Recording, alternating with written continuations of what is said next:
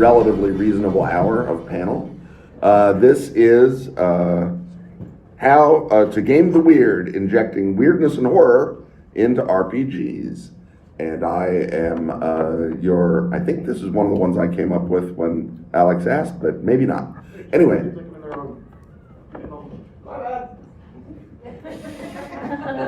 I like how you suddenly snuck out of the room though. Yeah. Sneaking. Very cool.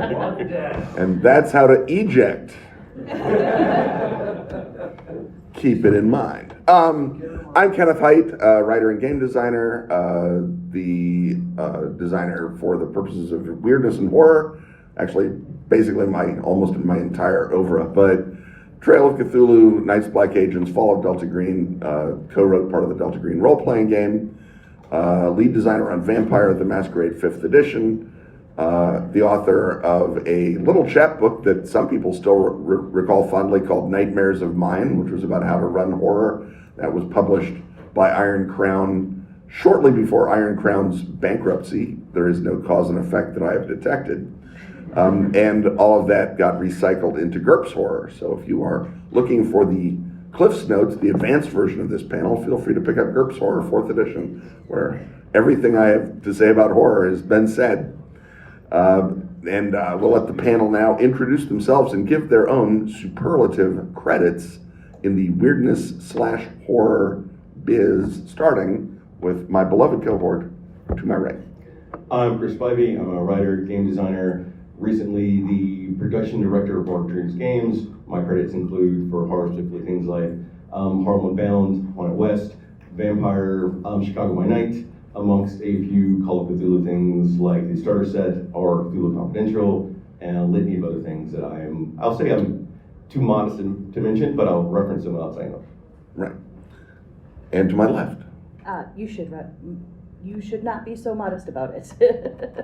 But I'm Crystal Mazur. I am a freelancer and educator for specific horror-related stuff. I've written on Chicago by Night, Let the Streets Run Red, and The Player's Guide. I've also written on Never Going Home, which is all about weird in World War I. I've also worked on Gloomhaven, the RPG, as well as Frosthaven. And I was one of the lead writers for The Kid's Guide to Monster Hunting, which is kids' horror. I'm Rick Meints. I'm with Chaosium. I've been involved in a number of Call of Cthulhu projects, but also a couple of games you might not think of first as horror or weird, but there's a lot of weird and horrific things in Glorantha, and so I wanted to talk a little bit about that as we go through this. Yeah, I think that's going to be, actually, let's cycle that into the first question will be for you, Rick. You just brought up a classic fantasy setting, the beloved Glorantha, home to RuneQuest and 13th Age Glorantha and Hero Quest/Wars. So that is not, as you say, conventionally thought of as a horror or even a particularly weird setting, ducks notwithstanding. Is there advice that you would have either for designers or for writer or for GMs trying to make a beloved, I wouldn't hesitate to say standard, but a beloved sort of regular fantasy setting, horrific and weird, and why would you do that? And maybe if there's a reason why not to, maybe suggest that too. Talk about the horror and weird in conventional fantasy. Well, I know in Glorantha, which has been around for over 50 years, there are two things called chaos and entropy, and they just naturally lend themselves to horror. I mean, it has a lot of the standard. A big thing in Glorantha, if you're not as familiar with it, is they have cults, and so there's almost everyone is a cultist in Glorantha. A lot of them are fighting for good, but there are also a lot of cults, generally known as the Lords of Terror, which include a lot of monstrosities, a lot of huge monsters, up to the Crimson Bat, which can devour whole armies, and they also have a lot of tentacles as well. They definitely riff on some Cthulhu themes in general, but some of the biggest bad guys in Glorantha can be cults of, like I said, intellect devourers. There's Thanatar, the headhunter, which will basically turn your head after they've cut it off with a silver cord. They will then, mummify it, and they will use all your spells. They can get all your knowledge out of it, and so there are a lot of very evil, bad things in Glorantha. And so the notion would be to sort of amp up those notes as opposed to they're evil, therefore their hit points sort of approach from conventional D&D. Well, a lot of them are people, and so they're not the visible monster, the big bad. A lot of these cultists, they will look totally normal until it could potentially be too late. There are disease-spreading cults, as I said, there are headhunter cults, and so because they're just look like regular people, like ogres, they only become ogres because they start eating people. And so they're not just a traditional visible bad guy, and that can make a lot of tough choices, a lot of surprises. A lot of times they'll live in your village, and all of a sudden, children start going disappearing. Or people are dying at night because there's a whole vampire cult as well, which has a lot of twists and turns from traditional vampires. They're not afraid of crosses. Would be unlikely in Glorantha. Yeah. They just hate right angles. Yes, and so that's one of the things I like about the bad guys in Glorantha. A lot of times they just look like regular people until things start going tough, and it's not just easy to see the bad guy from a distance and fight. Crystal, you were talking about Frosthaven and Gloomhaven Yeah. and the Kid's Guide to Monsters. So do you want to talk about weirdifying and horrifying, even more conventional trad fantasy type settings? So when you're trying to weirdify something, one of the best ways to do it is to just take one aspect about something and turn it into something else. So for instance, in Kid's Guide to Monster Hunting, I have consensual body horror, which is just for the kids. it is for the kids. Well, it is consensual. It is Right. consensual. Right. So, The non-consensual body horror has to wait till you're 13. So one of the things is that when you defeat a monster, it drops something. It's usually like a trinket or something like that. So like the vampire drops wax teeth. And the kids have the option to put the wax teeth in and turn themselves into a vampire. And this can last as long as they would like with the teeth. So they can stay a vampire, but they stay a vampire. They can't go out in daylight. They don't drink blood. They drink anything red. Because it's a kid's game. But yeah, they act like a vampire. They don't like garlic or whatever the case may be, whatever they choose to go with. And then they can just take it out at any point. If they need to go to school because their parents are telling them, hey, if you don't go to school, you're going to get grounded, they can just take the fangs out and go to school. And they're no longer a vampire, they're a kid. And so that's weird, but it's just taking one thing and turning it into something different. When it comes to things like Gloomhaven, one of the things that we did with the RPG was take the settings that were in the board game, and we had to write them into like an actual RPG setting. So we had to actually write out the spaces and world build with it based off of everything that was in there. And so taking small things like, they mentioned like a corner, or like turning into a corner into one of the adventures in Gloomhaven. So taking that corner and now injecting something into the world building that's down there. Oh, you turn the corner and all of a sudden there's, a fruit stand there. There's no other fruit stand in the whole area, but that fruit stand's there. Now, what do you do? And so weird doesn't necessarily have to be horrific in and of itself. It can lead to horror, or it can just make everything feel off enough where the players are going to want to be driven to figure out what is horrific about it. Thank you. Chris, I want to talk a little bit, or drive deep, good God, drill a little bit into Haunted West, right? Because for those who don't know, Haunted West is a Western, obviously, and it incorporates some magic, some monstrosities, some weirdness. But first of all, conventionally, the Old West, plenty of regular horror, plenty of horror of people, as Rick would say. I kind of want to ask you, what guided you aesthetically when you were designing the setting in terms of how much? Because there aren't like roving, Utah didn't get taken over by vampires. There's not, there's not robot, Confederate war wagons rolling around. It's not over the top horror. Yeah. It's sort of down low horror. And I kind of want to, because we're talking a little bit at least about injecting horror and injecting the weird. I mean, you can inject a lot or you can inject a little. And I kind of want, since Haunted West sort of threaded that needle well, what were your sort of guidelines for what was too much and what needed to be added to the regular horror of waylation and murder and horse theft? I take the approach of less is more, because one of the big things about horror, if it's inundated, it loses the horror vibe and becomes more of like an action movie, like Aliens 2, we're just running around a ship with creatures that kill us, but we got the guns to kill them. Instead, I take the approach that the Bane light has enough horrors in it, from the cannibals you could meet, your horse could die while you're riding across the desert, and you're starving, making your way across. That in itself is a horrific event for you. And using that general principle, we then pulled in the weird, and for the weird, should come up in small outcroppings here and there. So when you go somewhere, you might get a vibe that something is off. But if you go into community, most of the people in the community may not know the weird exists, but there's that lingering thing. There could be like a vampire that hangs out there at night and comes out and has someone that works for them. And they discover bodies slowly over the course of time. But they won't necessarily have bite marks on the neck and things like that. And it builds up. It's that build of tension that brings in the real horror. Sort of like Spike's horror. I don't know if that's specifically what you wanted or just my general principle on horror. Well, I mean, they're both valuable. They're all valuable. But since you have that aesthetic of what a good horror game is, then you set the setting to match that aesthetic, is basically what I'm understanding to be the case.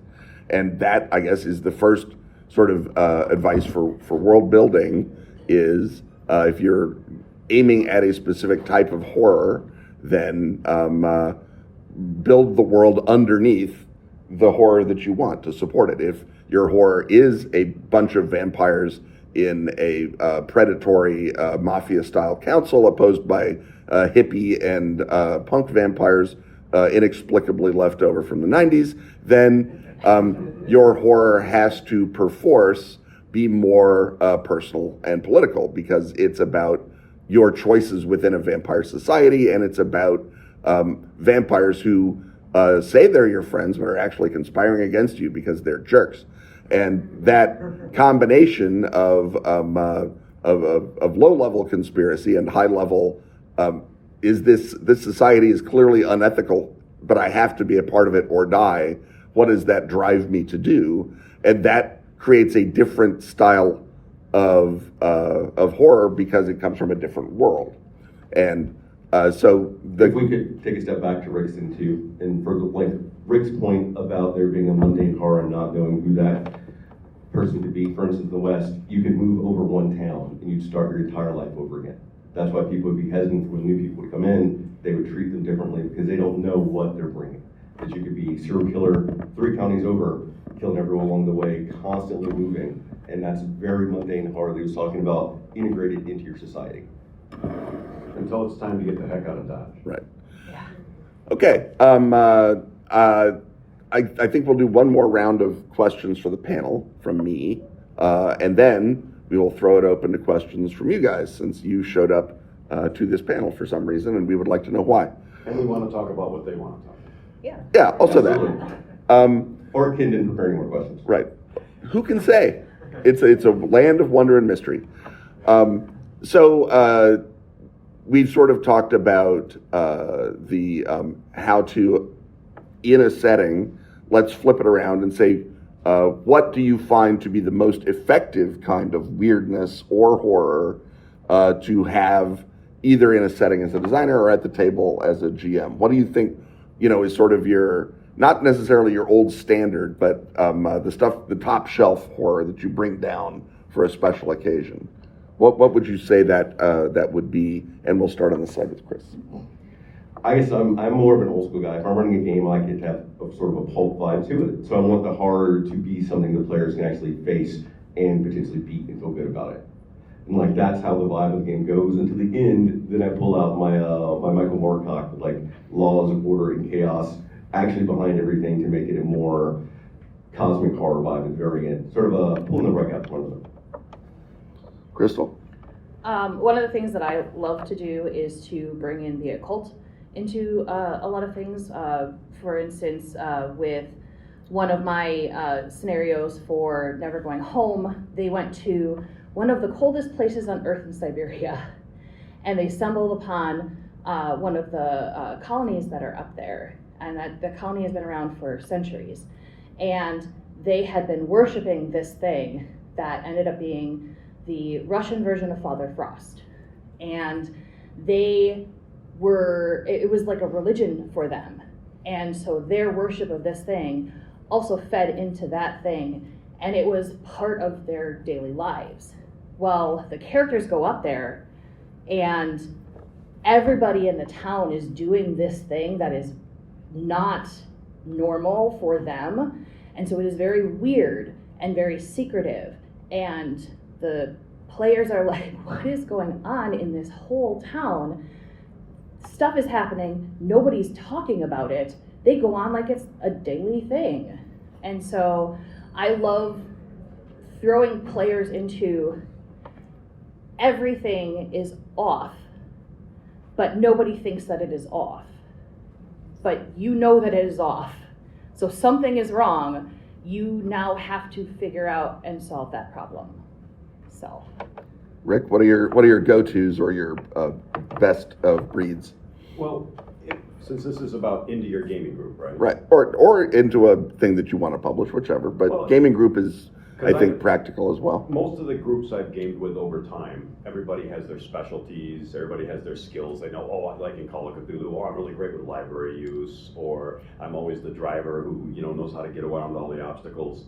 And so finding things that'll take them out of their comfort zone of skills and abilities, where they just can't go, oh, well, you're the guy that always throws dynamite and blows something up. Well, if the dynamite gets wet or it gets stolen, that person then has to come up with something different than what is their tried and true toolkit of what they pull out of their golf bag. And so I try to, with the players that I'm with, just finding things that take them out of their player comfort zone, not their personal comfort zone, because you don't want to mess with people's heads, not in that sense. But that usually makes it a lot more of a challenge for them, because they can't just go and rely on all their typical things that get them out of most problems. Right. For me, I believe that a lot of payoff comes from, the literal only intelligent thing Freud ever said, the uncanny, which is when something looks like it should be familiar, maybe it even looks very familiar, but it isn't. And that's very similar to your sort of, this town should be normal, but it's not. But I like to take it, if I can, even one farther, where it's like, this is your friend. Nothing wrong with him. Sure, he went on a date with that strange woman with mismatched eyes yesterday, and he slept in a lot today, but he seems normal to you. You've known him forever. Yeah, except, one tiny little thing is off about his room. Oh, that's right. The portrait of his mom is now a blank frame. Why is that? Something that they should be familiar with, ideally something you've established in play already or established in the setting already, and then you just put in that niggling doubt. And as the longer you can make the players paranoid about that niggling doubt, the richer the broth of nervousness that pays off when, oh, yep, sure enough, he was turned into a vampire, and now you have to fight your friend, and that's a different kind of horror. And the vampire fight should be scary, lots of leaping to the ceiling and messing with the standard 4 walls of combat, whatever it is. But that bath in the uncanny that led up to the monster fight is, I think, something that is well worth trying for if you've done the work and anything in your game world or your game is supposed to be familiar to begin with. I mean, your uncle who you haven't seen in forever turns out to be a vampire is less effective than beloved NPC that you've been buying hot cross buns from for the last 4 sessions as a fun little character bit. That's more effective. So just know what should seem familiar, lean on its familiarity in a previous scenario, and then tweak it and taint it a little bit. And that, I think, pays off really good dividends at the table. And that also, as you say, can play into setting design, where this should be Washington, D.C., but something seems weirdly off about it. This should be, the back alley in my neighborhood, but something seems off about it. Whatever it is that you're trying to say. in Washington these days? It's wild. Only in the imagination of game designers, surely. All right, so with that bit of advice out of the way, feel free to ask whatever you'd like about horror and weirdness in RPGs. Yes, in the back. I heard you guys say horror typically or tends to equate to evil. Have you seen horror or done anything with horror where it equates to good, like morally? The horror of extreme good is the question. Yes. Crystal is eager to answer, so jump on it. Has-Been Hotel. Has-Been Hotel is an excellent example of what should be good is actually not that good. And the classic perception of heaven and hell is challenged throughout that entire series. So if you have not seen it, I recommend it. Has-Been Hotel? Has-Been Hotel, yep. It is a musical, just a forewarning of that. But it is a Which is its own type of evil, fantastic musical. So we get the uncanny right there.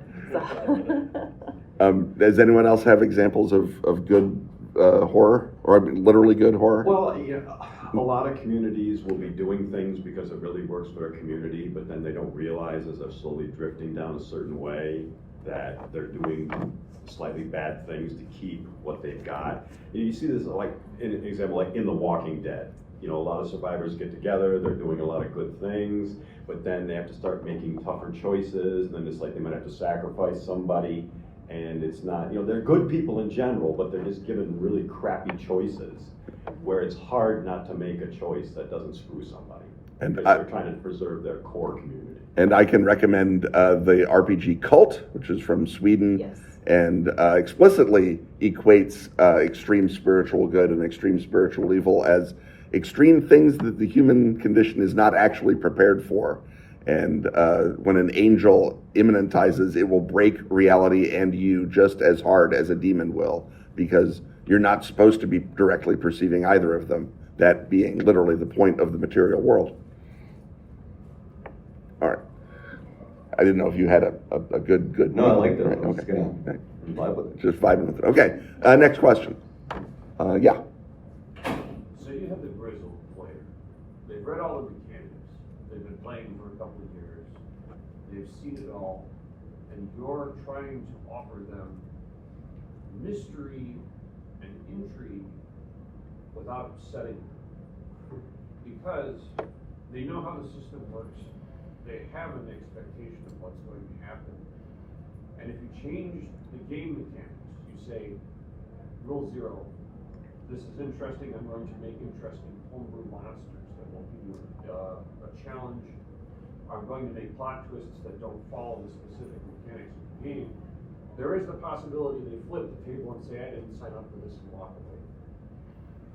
How do you offer that player mystery without going so far that they go, okay, you've broken too many of the core rules, I'm done. So the question is, if you have a player who knows the game and knows the system, and your weirdness or your horror involve breaking mechanical rules to establish. Or how do you do it instead of changing mechanics? Right. I mean,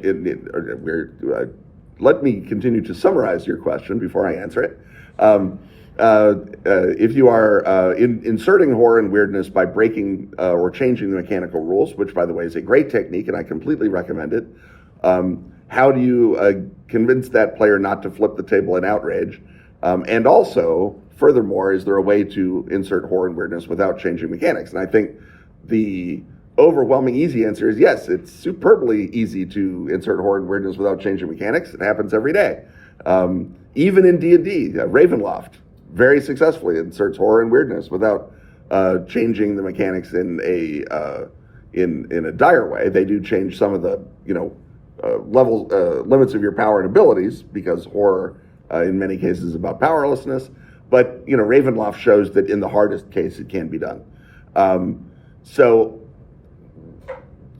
concentrating on your mechanical question, the question is, have you earned the trust of that player or not? And if you have, by playing fairly, by doing things intelligently, by keeping to the rules, not fudging dice, whatever it is that earns that player's trust, then if you signal it ahead of time in the scenario, you walk through the corridor and the rock is floating in midair. You see the kobold and he's got a giant sled and he's pulling all of his stuff behind it. He's breaking the encumbrance rules. How's that happening? And over and over, you realize this is a dungeon or an area in which the rules are broken, and that is the weirdness. And you want to get to the mysterious 20-sided grail in the center of the ruin that is obviously letting these rules of the universe, the laws of the universe, be broken. Then that's part of the challenge, and hopefully they will cooperate with the rest of the players and the rest of the party to do that. A player who is fundamentally uncooperative is a player that maybe you invite to stay home that day because they're going to be a problem child. Or if it's a player in your group and you have an understanding of what their preferred rules are, you keep those core rules that they love the most, like the top 30% of them, and then change the rest of them around those rules. So they have something they can latch onto while they're learning the new changes that you've made, which keeps them engaged, and they get to learn something new, and then you get to slide in your mystery to the side. So then, in 2 or 3 sessions, if you bring back some of the older rules, they're like, wait, what's happening now? So you've got them hooked, and you can keep flexing those muscles throughout the entire course of the game. Cool. Yes. So horror often deals with consequences of your action and often like suffering. I ran into an issue years ago as a very baby GM where it was my dad was the problem player. We've all been there. Yes. We've all been there. And he made a deal that went really bad with Strahd, and he got turned into a vampire spawn. And consequences for his actions. Mm-hmm. Sessions later, he's like, I am not having fun with this suffering. How do you make it novel? How do you respond when players are not having fun with their consequences? Does anyone have advice? The question, I should repeat it, is players often invite consequences through their actions. The consequences are meant to be the horror. Sometimes the players say, oh, I didn't understand there'd be consequences to my actions. And want to back out, and how can you do that at the table while maintaining the love of your player and the effectiveness of the game? Well, I didn't expect to talk about this game, but in Pendragon, they have traits and passions, and there are bad guys and good guys, and traits and passions. Basically, it's a sliding scale between, like, for example, you can be really lustful or you can be really chaste. And you have a rating in that. So if you're the most honest person in the kingdom and you have a really high honest, it's really tough for you to lie without having kind of a crisis of faith, so to speak, where you roll, you don't make your roll, and all of a sudden you're really not comfortable with what you're doing. And the mechanic was set up to give people that you're working against type, and so there are consequences. Some people really love that. They start to think about it. But other people, I was in a game where a guy got turned into a ghoul, kind of by his own fault, kind of not, but he just could not handle playing a ghoul. He was ready to quit the whole game. And this was a week-long LARP, actually. And this was on like the first day of it. And so I know that it was a group of GMs. They had to kind of work with him a little bit because they didn't want him to quit, because especially then other people interacting with him, they don't have somebody to interact with. And they kind of found a happy medium, but it wasn't easy.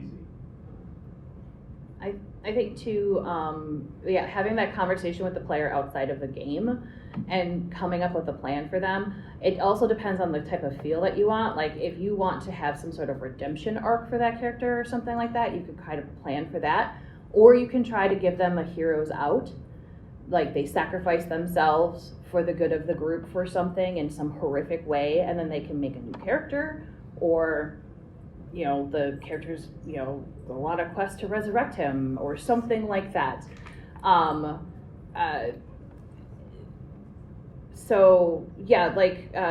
Just working with the player and trying to come up with something that works within both what the story that you're telling, but also for the player to keep them at the table. So.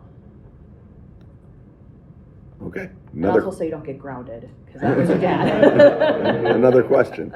Yeah. Hi, so I run a game whose entire gimmick is like each time they'll face like a new enemy or a new threat.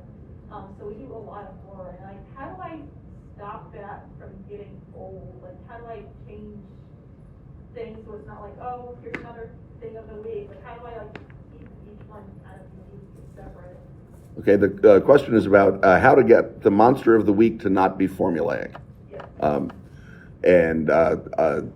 First off, I would say go to the extreme limits of whatever your game system or your setting will allow you for your monsters of the week. I mean, Kolchak, beloved Kolchak, newspaper reporter in Chicago, fought an Aztec mummy, he fought a Rakshasa, I think there was an alien. I mean, he was all over the map, our buddy Kolchak.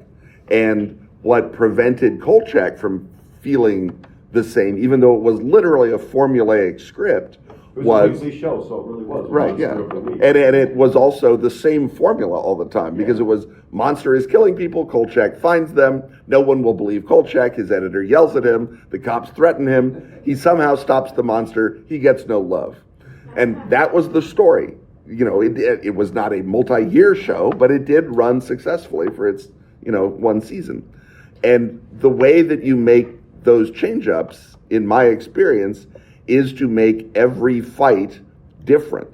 Rick was talking about flexing different skills. So maybe in one of them, you just shoot it. Okay, it went down. Well, the next time, bullets don't work. We have to, stab it with a holy dagger. Oh, that didn't work. Next time, we have to trick it into a lightning storm. Or into a vat of, liquid hydrogen. Liquid hydrogen, whatever, your liquid nitrogen, which is easier to come by.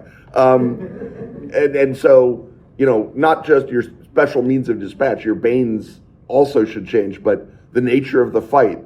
This one is in an abandoned warehouse. This one is endangering innocents. This one is in straight public, and part of the terror is that no one else can see the fight going on, just you and your party and the monster. And so offer lots of various different sorts of fights, then along with that, provide continuity of other kinds. So it might be that, you get some beloved NPCs, the local priest whose holy water you keep stealing, the area police lieutenant who knows there's a lot more murders than there should be, but he can't condone a lot of people running around with vats of liquid nitrogen. Which is much easier to come by. Right, it is much easier to come by. That's the good thing.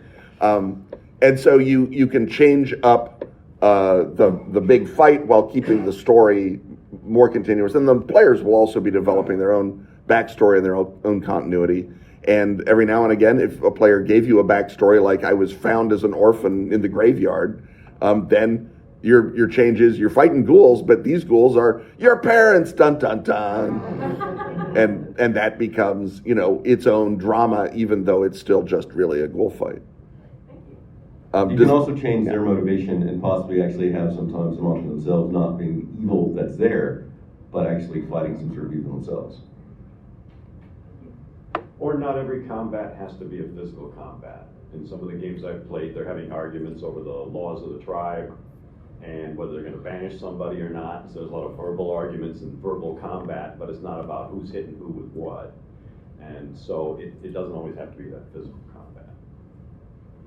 Cool. Sometimes it's just investigating something the whole session that you don't fight anybody at all. Maybe you're just arguing with the clerk at the desk because you want to get into the restricted library. Right, you just Then it becomes a great book heist. Those are great. Yeah. So say you have players that are horror veterans, like they love horror, so they're really used to like the feeling of horror, like that tension and that suspense. How would you elevate, if you're injecting horror into campaign, how would you elevate like conceptual on paper horror, like through, like as a dungeon master, like through like your cadence or like minifig setup or like your verbal description? How would you elevate that concept of horror to a, like the real feeling of horror? The question is, how do you elevate the conventional horror at the table that the players may love and be used to into something that's genuinely scary in the room? I would say that there's a lot of techniques, and some of them work and some of them don't, and some of them work for individual GMs and some of them don't work for individual tables. Often, lower the lights. Play by dim light is a great thing for a lot of people. Music, if you are good at my beloved friend Will Hindmarch is one of the best GMs in the universe, and one of his superpowers is he can do music without it seeming stupid, and he can also do it while still running the rest of the game. He doesn't have to say, "Oh, stop! I have to find this track." He's just superbly good at it. But if I ever try to put music into a game, people point and laugh, and not about my musical taste. Thank you very much. There's a lot of those sorts of techniques, changing your vocal presentation, being really quiet, and then being loud when something, is immediately bodily threatening. Those are good techniques. Minifigs is a great technique, frankly. When I don't use minis myself normally, but when we were playing during lockdown, we had Roll20, and the sensation of having found a really scary monster image and dropping it into the room. And again, they were all safe in their houses. It was the least scary situation imaginable. But audible gasps would happen when a particularly scary monster would show up on the dungeon. And you can do that with the unveil. I mean, that's a jump scare, really. It won't last, but lean into it and start the fight right then while they're unsettled. There's a lot of specific techniques, and if we have time, I mean, we could be doing them all day, but everyone, I'm sure, here has tried and true stuff they've done at the table. As long as you have consent, play around with scent. Some people are allergic to scent, but like, for instance, if you're fighting something that has to deal with dentist or teeth or anything like that, clove oil. Clove oil is what dentists used to use to numb your mouth in order to be able to do dental procedures, and that is what dentists' office smell like. And when I worked at a haunted house, we had a dental room, and so many people noped out because we just put a bottle of clove oil in there, and the smell alone was just like enough for them to be like, nope, I'm not going in there. I know what's in there. You can actually get stuff that smells like dirt or moss or like wet trees. You can find stuff that smells like rain, like fresh rain, and stuff like that. So you can play around with scent as long as you have consent with everybody at the table that, there's no allergies or anything. Changing your body demeanor completely when you're running the game, for instance, is a big one that I like to do. Because when I run, I like to be more open, and then I can start bringing my vocal inflections down, and entire body sort of comes in, and it draws the players in closer. So when you're building up that suspense moment, then you could elevate it super loud, you could come in closer and more, and it's general things like that. I am also a huge proponent of music and lighting. That sets the table completely. And just last night I was playing in a game, it was not a horror game at all, but when the doom clock starts, where you've got to get actions done in a certain amount of time, like the room is filling with water, or you feel this force kind of draining your strength, and you've got to get out of there really quickly, but you can't find the exit. Is that in that sense of urgency where they can't take their time because they're literally on the clock? When they actually put a clock, was a sand glass on the table, and even just watching that sand glass is like, we're running out of time here. We got to make maybe bad choices, but at least it's a choice.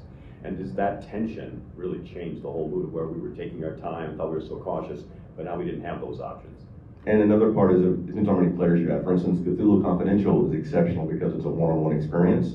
And as one player trying to figure out so many things, there's an extra level of tension that comes with that. You're constantly questioning it. And any sort of change is enough to start freaking people out. Another question. Yeah. So Creeping Dread.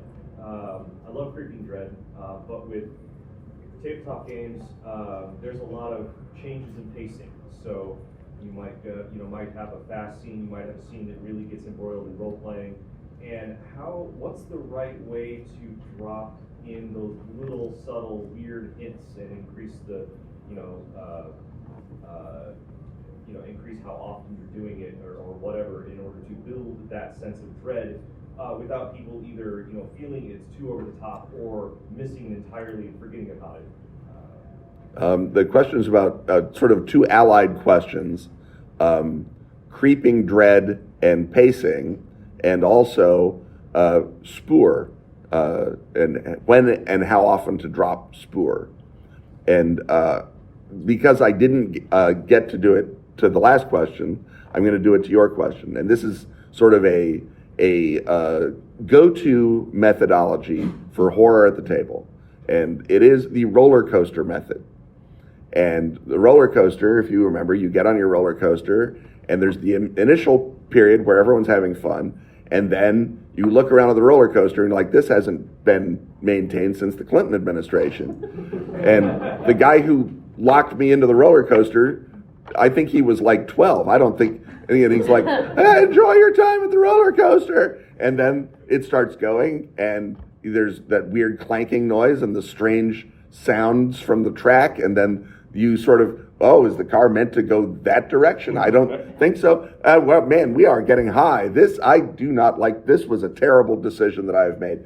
And as it ratchets up and ratchets up, you get more and more and more literally nervous, tense about what foolishness you've let yourself in for.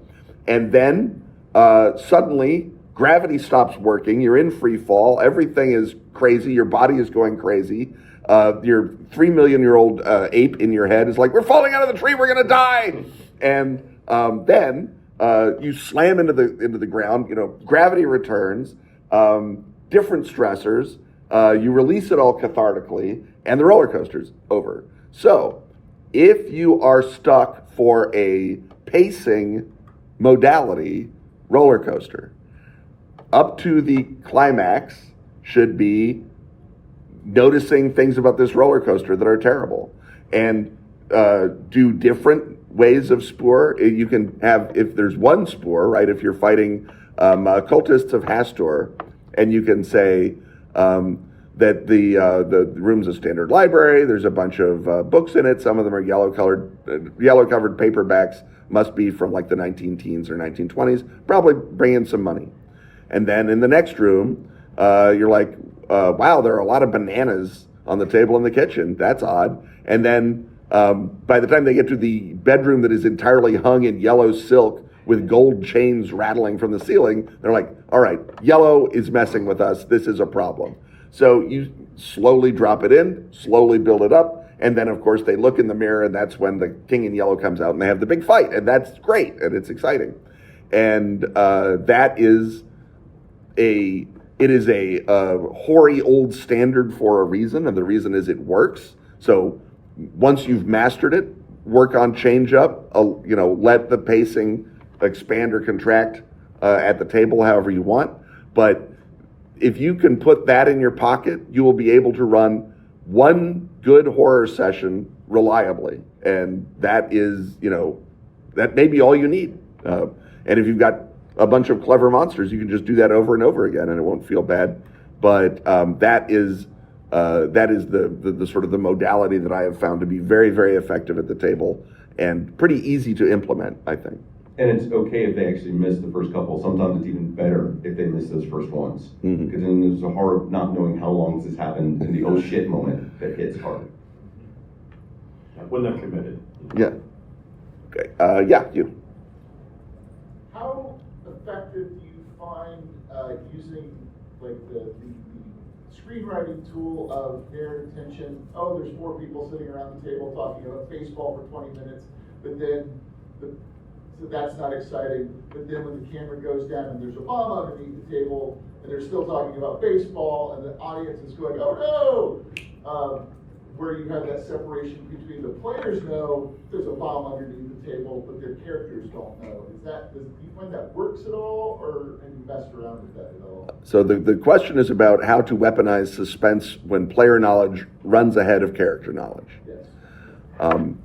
Does anyone have a 2 cents on that? If not, I have a switch answer. where the bomb is.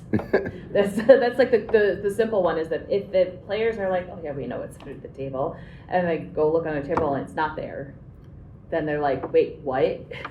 That would be my quick simple, is just switch where it is. In my experience, that works great when they've split the party. Yeah. And in your Trad Cthulhu scenario, Bob's going to go to the library, Sally's going to go check out the old barn, and Steve's going to talk to the pharmacist. And so Steve's talking to the pharmacist. The pharmacist, he seems a little old. He seems a little eccentric. Some of the pills look like they haven't been touched for a while. But he's giving you answers about the town. He says, oh, no, this is a simple town. We just have the lights in the sky every now and again, but we basically figured that's ball of lightning. You know, we had a fella up from the university who told us that. And then meanwhile, Sally's out at the old barn, and she's looking around, and she's like, oh, look, there's a lot of blood stains for a barn. I'm going to, check this blood stain. Looks like the people in this barn just bled out. They weren't like murdered. They were just like maybe put to sleep, and then they just bled out peacefully. I wonder what could have put a bunch of people, maybe some kind of drugs.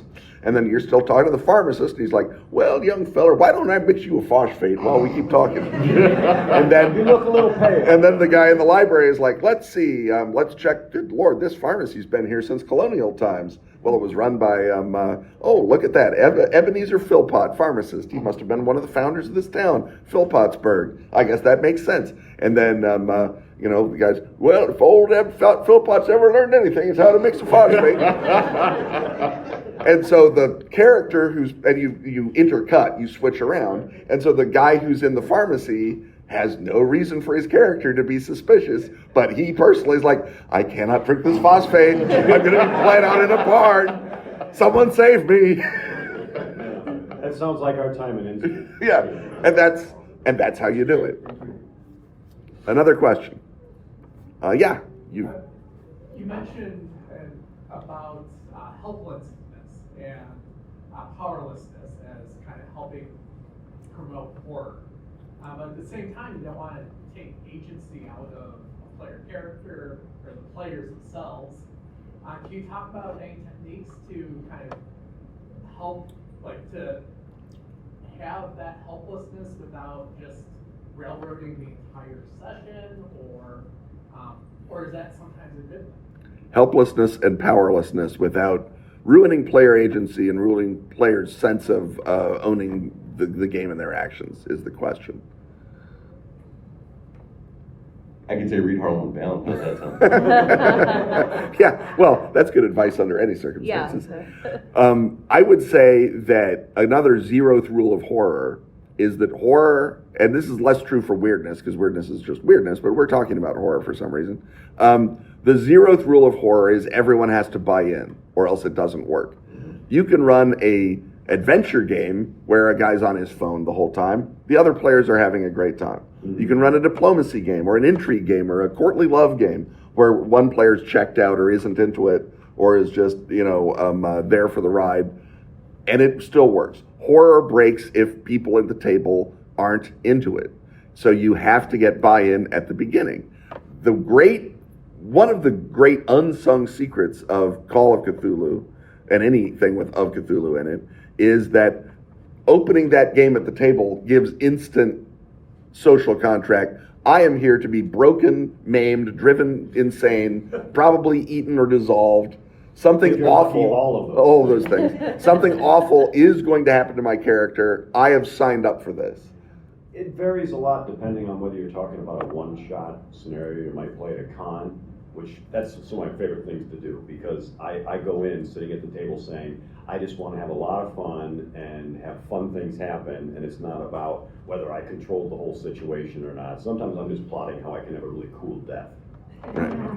It's like counterpoint that actually builds on that is the fact that it is that con game and they know they're going to die. They're constantly waiting to die. So it's fun to invert that and have things that they think are going to kill them that doesn't. So they go, what? I should have died then. No, not yet. And it builds up still more and more until that unexpected thing gets killed. Another thing that you can do is set up the thing to happen, and then if you have strong players at the table, let them narrate what happens to their character, because a lot of times players will come up with more horrific things that they will do to their characters than you will. And then if they're not as strong of storytellers they're not as strong as conveying that, they can just give you like what happens, and then you can kind of narrate that a little bit more, adding in more detail, making it as gory as you need to fit the setting. Because the players oftentimes do more horrific things themselves than you will. Another question? Yeah. Speaking of consent in gaming, in a one-shot, when you don't have control over who your players are, like at a con or whatever, what if you have one person that's breaking it? I mean, I know this is a guy injecting weird, but if they can totally ruin, as you guys said, if one guy's on his phone, how do you handle that? You just ask them to leave? I mean, are they breaking it because you've done genuine trauma and overstepped a boundary, or are they breaking it because they actually weren't up for horror? Let's say the latter, not the former. Right. Because the former, you shouldn't be doing that, and you should look at the X card, and if you're running a game that has a risk of making someone genuinely upset, use some sort of, at the very least, use an onboarding, you must be this tall to go on the roller coaster sign. And ideally, you'll be using something like the X card, in play if you're concerned about that because of your scenario. But no, especially in a one-shot, if someone's being a jerk that's preventing everyone from having fun, kick them out. I don't know about if they, paid money for their ticket, but the con should refund it. They can come complain about how bad you were. You should try to talk to them first offline, the two of you, before you just eject them out of the game. Like, say, hey, buddy, let's take a 5-minute break. Let's go to the bar, let's go to the bathroom, whatever you need to do, and then have a one-on-one with that person for a minute. I've seen GMs knock that player character out, not the person themselves, but their character, where you get clubbed on the head and you have to be quiet for 5 minutes because you're stunned. Just to get them out of the, if they're ranting or they're just complaining and moaning about stuff. I played a Deadlands game where the guy shot everything he walked into the room, and every room he went into. I was a player in it. He just shot preemptively. Oh, that's rough. Well, that works until it doesn't. Yeah. If I were the GM, I would make it where it just doesn't work then. Right. Like, Or the cops show up, or your your gun jams. Or, Yes. Or you have gun That jams. works for your first 6 encounters, I guess I should say. How many bullets you got left? Yeah. But it is a challenge. Yeah, I know I've read a lot about humor and horror being like a pressure relief valve. And it's like a good like with a roller coaster situation, being that horror tension ratcheting up and then going down and kind of using support to or humor to kind of relieve some of that pressure, tension. And especially injecting weird, sometimes weird can be funny, and sometimes weird, spooky, weird horror. There wants to be weird, funny, all that. How can you keep it on track though when you don't want to derail the game with humor and make it unless you want to be a horror funny kind of game, you want to keep it a horror serious. How can you keep it back on track? So the question is, the natural response of primates to fear is to smile. Or devil's humor. And so what do you do to contain our natural instinct to crack jokes when we're terrified? And first of all, pat yourself on the back. You got that reaction out of them. That means something's actually happening deep in their limbic system. I mean, the way to do it is to, in your pocket, have something that will serious the game back up. And that can be, a death. That can be a monster attack. That can be, a crisis they have to meet. It can be a puzzle they have to solve. It can even be, okay, 5 hours have passed and it's sunset again. Whatever you have to do, but let the joke, you always have to be reading your table. And that's just every game, not just horror games. But read the table. Do the players really want that? And if you inserted a weird funny, then maybe that laugh is what you planned on. If the tulpa of Santa Claus is roaming around killing people, there's going to be humor even as you're like, gosh, I hope I don't get jingled to death. Usually it involves a lot of bad puns. Right, exactly. But, you wrote that into the scenario, so lean into it. And, again, Freddy Krueger makes jokes while he murders you. Art the Clown makes jokes while he murders you. Making jokes while he murders you is, it's the new 6 shots in an empty room. I mean, everyone loves it. So that's basically my advice for handling humor. I love using humor in horror. The other thing that you can do is just set expectations with the players. Like, hey, absolutely, we're going to have some humor. But when I say, hey, let's get back and refocus, you can have like an outside thing too. And that kind of helps reinforce it, because then you can come in and say, okay, let's get back, refocus to the game, and if they don't, then you can insert jump scare or insert, one of my favorites is with the Resident Evil movie when the zombie opens its eyes in the tank and you're like, oh, that's probably one of the best jump scares that you could do, and do something similar to that where it's small. Players may not notice it at first, but then it changes and it snaps them back into, oh yeah, by the way, we're in horror. Yeah, just last night we were playing a game where we were all joking around because we know each other pretty well, and all of a sudden, the GM just rolled the dice, and all of a sudden we realized, oh, we're still facing wandering monsters and stuff like that, and all of a sudden it's like, and it kind of snapped us out of, okay, who's going to tell the worst pun, who's going to, make whatever joke, and it just focused us back on the game just because it just rolled dice.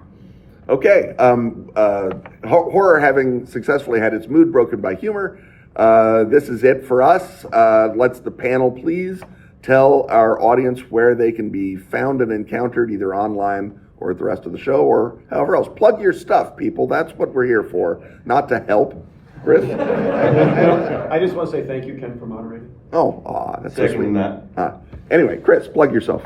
If you want to support me, go to darkviewstudios.com. You can pick up Haunted West. You can also probably swing by the Chaosium booth and buy Homeward Bound Second Edition. If you want to support me even more, go to Arc Dream, tell them they made the best decision to hire me and buy a bunch of stuff.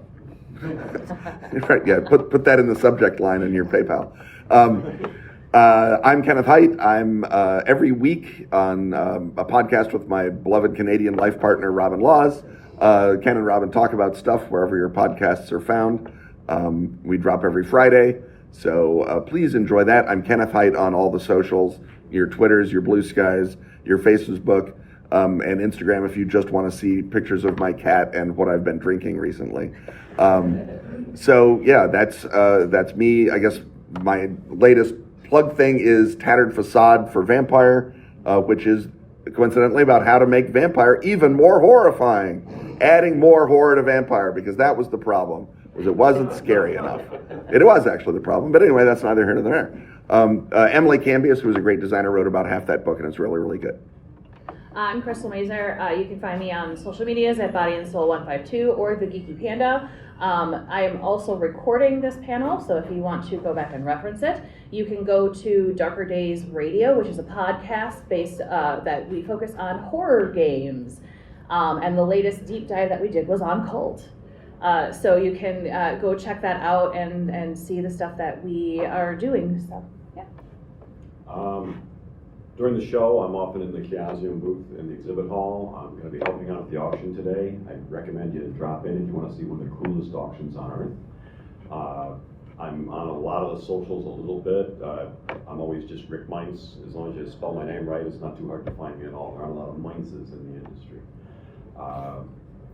And Rick at Chaosium.com. All right, thank you very much for coming out. Thank you for your questions.